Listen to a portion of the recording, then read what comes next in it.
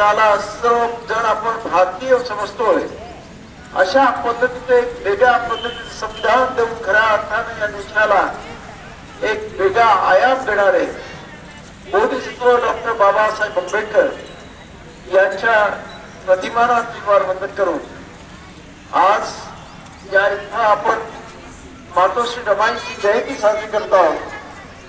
तर म्हणजे जयंत्या का साजरा केल्या जातात याचं महत्वाचं कारण म्हणजे जी जी मंडळी पूर्वीच्या काळी त्यांनी त्याग केला, त्यांनी अत्यंत ऐतिहासिक गोष्टी केलेल्या आहेत त्यांची उजळणी व्हावी.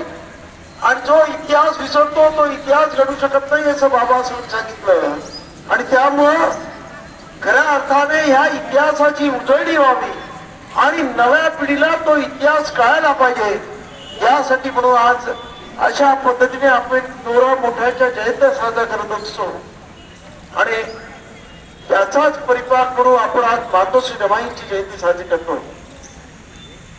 या इथं आजच्या या कार्यक्रमासाठी टिळक सर आहेत, त्याच्याबरोबर हेमंत गायकवाडजी आहेत, आमच्या पूर्व प्राथमिक शाळेच्या आमच्या गोगले मॅडम आहेत, त्याचबरोबर या शाळेचे सर्व teaching staff, non teaching staff आणि विद्यार्थी मित्रांनो, बाबासाहेब आंबेडकर बाबासाहेब होण्यामध्ये या दोन व्यक्तींचा अत्यंत महत्वाचा त्याच्यामध्ये पहिला म्हणजे त्याचे वडील रामजी बाबा, ज्यांनी स्वतः मिलिटरीमध्ये शिक्षक असल्यामुळे आणि मिलिटरीमध्ये असल्यामुळे अत्यंत कडक शिस्त त्याच्यामध्ये होती आणि त्यामुळं आपल्या मुलाला शिस्तीचा पहिल्यांदा धडा देऊन आणि त्यानंतर अभ्यासाचा धडा देऊन खऱ्या अर्थानं बाबासाहेबांना घडवण्यामध्ये लहानपणामध्ये सर्वात जास्त हात त्याचा होता.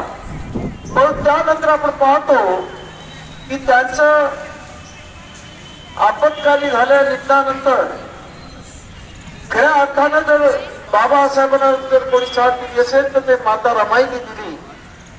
आणि माता रमाईने आपण की अनेक अडीअडचणी अत्यंत धीर गंभीर पद्धतीने स्वतः झेलून बाबासाहेबांना त्याची झळ पोचणार नाही, ते परदेशात असताना त्याच्या शिक्षणावर कुठल्याही प्रकारचा त्यांच्या शिक्षणावरती परिणाम होणार नाही याची पूर्णपणे काळजी घेतली.